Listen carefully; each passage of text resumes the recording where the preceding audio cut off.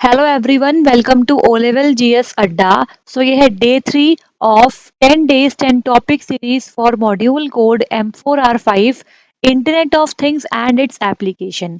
सो इस particular class में हम कवर करेंगे नेक्स्ट टॉपिक ऑफ आईओटी और बात करेंगे आज कम्युनिकेशन मॉडल्स के बारे में। सो ये वीडियो आपके लिए इम्पोर्टेंट होने वाली है बिकॉज इस वीडियो से मैं एक क्वेश्चन एक्सपेक्टेड मान के चल रही हूँ। ठीक है, तो ध्यान से सारे पॉइंट समझना और वीडियो के स्टार्ट होते ही पहले आप वीडियो को लाइक कर दो और चैनल को सब्सक्राइब कर लो। ठीक है जी। आगे बढ़ते हैं, बात करते हैं कम्युनिकेशन मॉडल की। फर्स्ट मॉडल है request response communication model. Request response is a communication model in which the client send request to the server and the server responds to the request. Request response communication model एक बहुत simple model है। इसमें क्या होता है, जो client है मतलब जो यूज़र है वो सेंड करता है रिक्वेस्ट टू द सर्वर और सर्वर उस रिक्वेस्ट को पढ़ता है और उस रिक्वेस्ट के कॉरस्पॉन्डिंग रिस्पॉन्ड करता है बैक टू द क्लाइंट। मतलब एक क्लाइंट ने एक रिक्वेस्ट सेंड करी है सर्वर को, सर्वर ने उस रिक्वेस्ट को समझा और उसके कॉरस्पॉन्डिंग रिस्पॉन्ड किया back to the client. When the server receives a request, it decides how to respond, fetches the data, retrieves resource representations, prepares the response and then sends the response to the client. जब भी एक server एक request को receive करता है तो वो पहले डिसाइड करता है कि वो कैसे रिस्पॉन्ड करेगा। मतलब पहले वो उस रिक्वेस्ट के लिए डेटा को फेच करता है, उसके बाद रिट्रीव करता है रिसोर्स रिप्रेजेंटेशन, मतलब कहाँ उसे वो रिसोर्स मिलेगा जिससे उस पर्टिकुलर रिक्वेस्ट को सेटिस्फाई किया जा सके। उसके बाद वो रिस्पॉन्स को प्रिपेयर करता है और उस रिस्पॉन्स को वापस से सेंड कर देता है क्लाइंट की तरफ। रिक्वेस्ट रिस्पॉन्स कम्युनिकेशन मॉडल एक स्टेटलेस कम्युनिकेशन मॉडल होता है, मतलब इसमें कोई स्टेट्स मेंटेन नहीं होती है। बात करते हैं इस पर्टिकुलर फिगर की। इसमें देखो क्या हो रहा है, क्लाइंट ने क्या किया, सेंड करी रिक्वेस्ट टू द सर्वर। यहाँ से रिक्वेस्ट गई सर्वर के पास, सर्वर ने क्या किया, receive the request from the client, processes request, looks up, fetches resources, prepares response and send response to the client. जैसे ही सर्वर ने रिक्वेस्ट को रिसीव किया, उसने उस रिक्वेस्ट को प्रोसेस किया।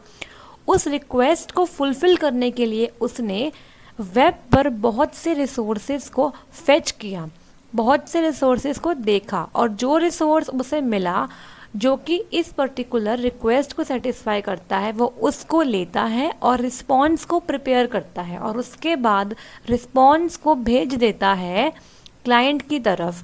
तो इस तरीके से रिक्वेस्ट रिस्पॉन्स कम्युनिकेशन मॉडल काम करता है। नेक्स्ट बात करते हैं पब्लिश सब्सक्राइब कम्युनिकेशन मॉडल के बारे में। Publish subscribe is a communication model that involves publishers, brokers and consumers. Publishers, brokers और कंज्यूमर के बीच जो मॉडल काम करता है वो होता है पब्लिश सब्सक्राइब कम्युनिकेशन मॉडल। बात करते हैं पब्लिशर्स के बारे में। Publishers are the sources of data.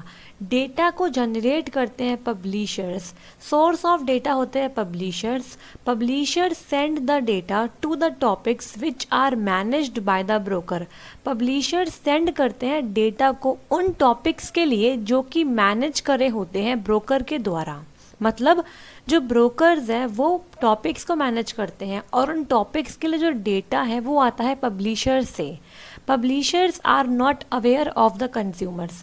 Publishers को कंज्यूमर्स के बारे में कोई नॉलेज नहीं होती, उन्हें नहीं पता होता कि कौन सा टॉपिक कौन सा कंज्यूमर लेने वाला है। Consumers subscribe to the topics which are managed by the broker. Consumers जो होते हैं वो सब्सक्राइब करते हैं टॉपिक्स को जो कि मैनेज करे जाते हैं ब्रोकर्स के द्वारा। When the broker receives data for a topic from the publisher, it sends the data to all the subscribed consumers. जैसे ही ब्रोकर रिसीव करता है डेटा को किसी पर्टिकुलर टॉपिक के लिए फ्रॉम द पब्लिशर, वैसे ही वो सेंड करता है उस डेटा को to all the subscribed consumers, मतलब उस टॉपिक के लिए जितने भी सब्सक्राइब्ड कंज्यूमर्स हैं उन सबको वो डेटा प्रोवाइड करा दिया जाता है। बात करते हैं इस पर्टिकुलर फिगर की। यहाँ पे देखो जो मैंने ऊपर पढ़ाया है बिल्कुल सेम वही चीज़ हो रही है। पहले पब्लिशर ने क्या किया, सेंड किया मैसेजेस टू द टॉपिक्स। तो सपोज यहाँ पे दो टॉपिक थे जो कि मेंटेन करे जा रहे थे ब्रोकर के द्वारा। तो पब्लिशर ने सेंड करे दो message published to topic 1 and message published to topic 2। अब बात करते हैं ब्रोकर्स ने। तो ब्रोकर्स ने दो टॉपिक्स मेंटेन किए हैं और इन टॉपिक्स के अंदर सब्सक्राइबर्स हैं। तो टॉपिक 1 के लिए कंज्यूमर 1 और कंज्यूमर 2 आर द सब्सक्राइबर, और टॉपिक 2 के लिए कंज्यूमर 3 सब्सक्राइबर है। तो जैसे ही पब्लिशर ने डेटा सेंड किया ब्रोकर को, ब्रोकर ने क्या किया, उस डेटा को सेंड कर दिया उन सभी कंज्यूमर्स को जो भी उस टॉपिक के लिए सब्सक्राइब थे। तो इसे कहते हैं publish subscribe communication model. Next is push pull communication model. Push-pull communication model is the model in which the data producers push the data to the queues and the consumers pull the data from the queues. Producers do not need to be aware of the consumers. Push-pull communication model काम करता है between producer and consumer। अब यहाँ पे देखो क्या होता है, प्रोड्यूसर्स डेटा को पुश करता है क्यूज़ के अंदर और कंज्यूमर्स डेटा को उठाता है, मतलब पुल करता है क्यूज़ से। तो इन दोनों के बीच में इंटरफेस की तरह काम कर रही है क्यू। मतलब जो प्रोड्यूसर है वो डेटा को रखता है क्यू के अंदर और कंज्यूमर अपनी नीड के अकॉर्डिंग डेटा को क्यू से उठा लेता है, उसे पुल कर लेता है। तो जब हम डेटा को रख रहे हैं तो हम उसे पुश कह रहे हैं और डेटा को निकालने को हम पुल कह रहे हैं।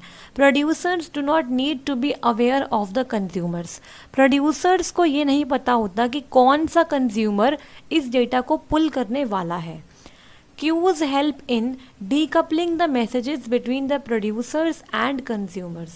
Queues यहाँ पे एक बहुत इंपॉर्टेंट रोल प्ले करती है, क्योंकि queues क्या करती है, मैसेज को डीकपल करती है।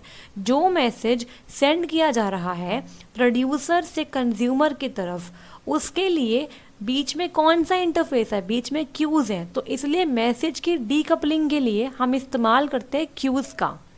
Queues also act as a buffer which helps in situations when there is a mismatch between the rate at which the producers push data and the rate at which the consumers pull the data. कई बार क्या होता है कि जो publisher है या फिर जो प्रोड्यूसर है उसका जो रेट है, मतलब जिस रेट से वो डेटा को प्रोड्यूस कर रहा है वो बहुत ज़्यादा है।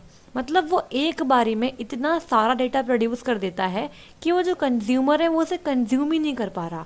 तो उस केस में क्या होता है, जो क्यू होती है ना वो एक बफर की तरह एक्ट करती है। मतलब हम ना कुछ कंडीशन सेट कर देते हैं कि अगर हम पहले जो भी कंज्यूमर है वो जब कंज्यूम करने आएगा उस क्यू को तो वो चेक करेगा कि क्या क्यू में डेटा है।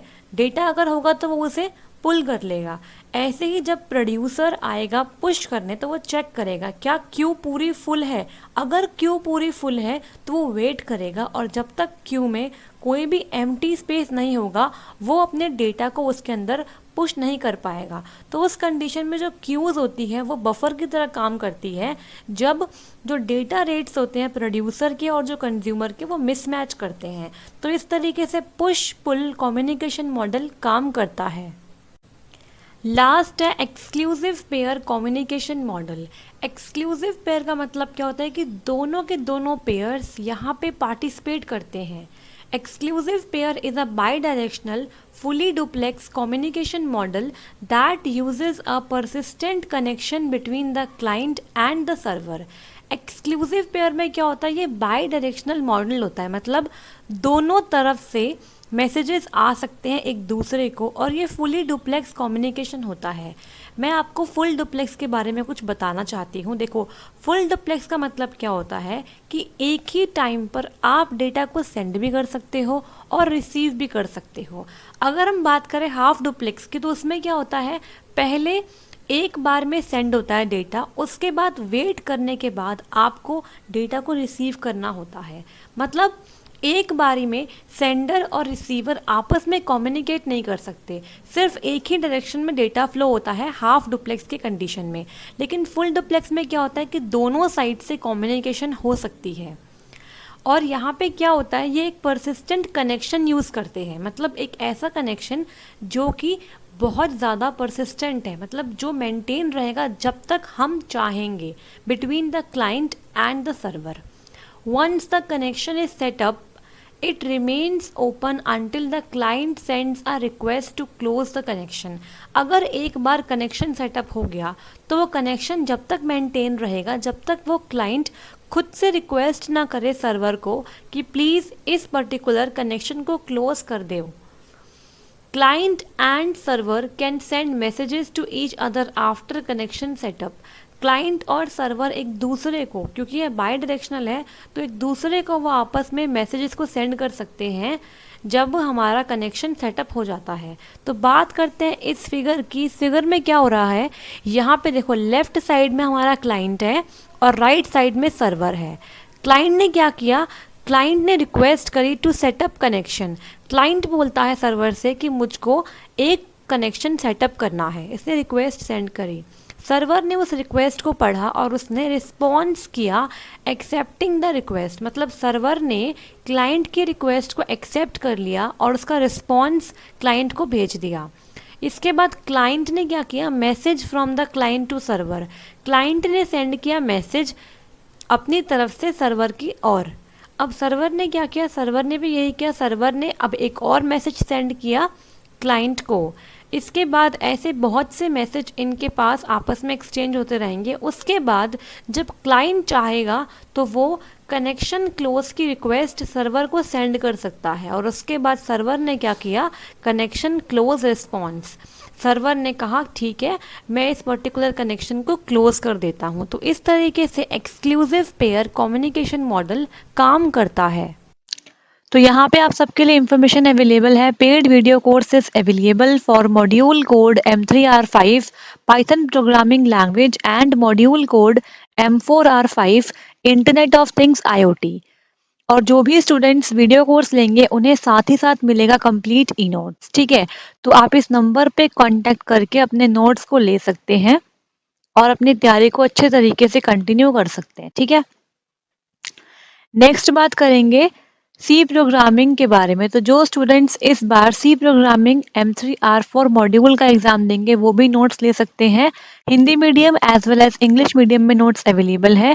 इस नंबर पे कांटेक्ट करके आप बात कर सकते हैं। ठीक है, तो अगर आपको आज की क्लास अच्छी लगी तो लाइक कर दीजिएगा, शेयर कर दो और सब्सक्राइब कर लो ओ लेवल जीएस अड्डा यूट्यूब चैनल को।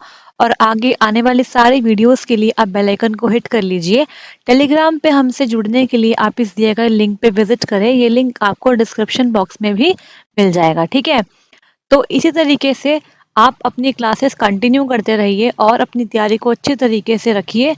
आपका एग्जाम बहुत ही करीब आ चुका है और आज आपको गेस्ट पेपर मिलेगा मॉड्यूल M1R5 के लिए, उसे भी आप देखिएगा और सारे क्वेश्चंस अटेम्प्ट करिएगा। ठीक है, और उसकी PDF आपको टेलीग्राम चैनल पे अवेलेबल करवा दी जाएगी। So thank you so much, मिलते हैं नेक्स्ट वीडियो में। Stay blessed, thank you.